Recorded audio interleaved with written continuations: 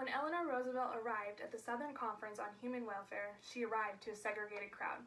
But she quickly changed this when she went and sat right down with the black folks. And even when she was told to move, Eleanor dragged her chair to the center of the two groups, and there she remained for the rest of the conference. This story, told by Peter Dreer in his Yes Magazine article titled Eleanor, the Radical Roosevelt, is a perfect example of how Eleanor was not your typical First Lady.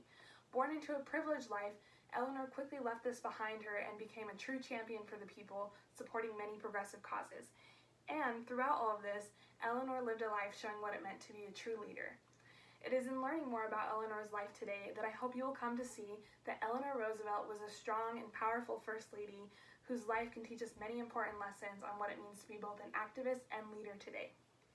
Born in 1884 into the privileged life of a debutante, Anna Eleanor Roosevelt would quickly go on to shed this debutante lifestyle, becoming a true champion for the people and our longest-serving First Lady. From a young age, Eleanor Roosevelt recognized the poverty and injustice around her, and because of her education and the many mentors in her life, she saw that she could use her voice to inspire change, so she became a true activist. And after falling in love with and marrying FDR in 1905, Eleanor Roosevelt would go on to become a legend in her own right. Eleanor was one of FDR's most trusted political advisors, and she influenced him on many of his greatest successes in politics.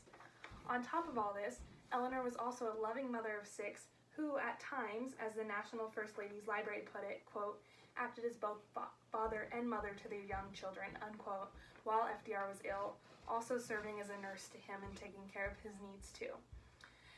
From the very beginning, Eleanor was not interested in being the typical politician's wife, so she took that role and turned it into something more, something that she could be really proud of, setting a precedent for all First Ladies to come. Eleanor Roosevelt truly was a champion for the people, and she used her role as First Lady to inspire change in the causes that she held closest to her heart. Eleanor was a big supporter of workers' rights, and so to show her support, she herself joined a union, the American Newspaper Guild, which at a time when unionizing and protesting workers' rights was very frowned down upon, was a huge deal, and it added a strong voice to their cause. Eleanor was also a big supporter and advocate for soldiers' rights and their needs, and she worked to improve their lives, doing things such as working in Red Cross efforts, visiting and listening to soldiers and their needs, and she even led efforts to improve a mental hospital for soldiers. Eleanor Roosevelt was also a big feminist and supported women's rights, and she pushed for women to have a stronger voice in politics, especially in the Democratic Party. Eleanor also encouraged FDR to appoint women to important government positions to elevate their voices and give them a stronger voice. Eleanor Roosevelt was also a big supporter of the civil rights movement, as you can see from my story earlier, and she acted as a representative for the NAACP while she was in the White House. Even after her time in the White House was over, Eleanor went on to continue to be a great activist, supporting causes such as human rights, which, as the Time 100 Women of the Year feature says, was, quote, an even greater legacy, unquote. Eleanor went on to chair the UN Human Rights Commission, and under her leadership, they published the Universal Declaration of Human Rights, which is still a really important document to this day. So, as you can see, if there was a progressive cause, Eleanor supported it. We can learn so many valuable lessons from Eleanor Roosevelt and what it means to be a strong leader, even in today. Eleanor was born into a privileged life, and she had all she could ever need, and yet she opened her eyes up to the needs of others and used her voice and position of power to feel those needs and give them voices as well. Eleanor also led in kindness and connected with everybody she came into contact with, which is something that FDR sometimes struggled to do.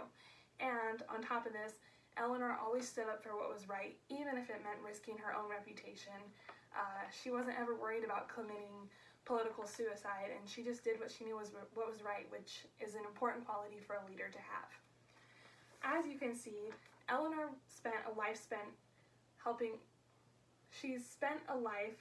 others before, during, and after her time as First Lady, and her leadership and activism is something that we can aspire to today. We are no longer living through world wars or Great Depression, but our world is still plagued with conflict. Just today, we are in a global pandemic, and the Black Lives Matter movement is stronger than it ever was. So we can take those lessons of kindness and standing up for others from Eleanor and apply it to our own lives to become better citizens and better activists and better leaders. Eleanor Roosevelt was truly the radical Roosevelt, as Peter Dreyer put it, and if she were still alive today, I bet that she would still be out there risking her reputation, posting controversial political statements on Facebook, and out there marching for the Black Lives Matter movement. And that is something we can all aspire to be, and an attitude that we should all strive to embody. Thank you.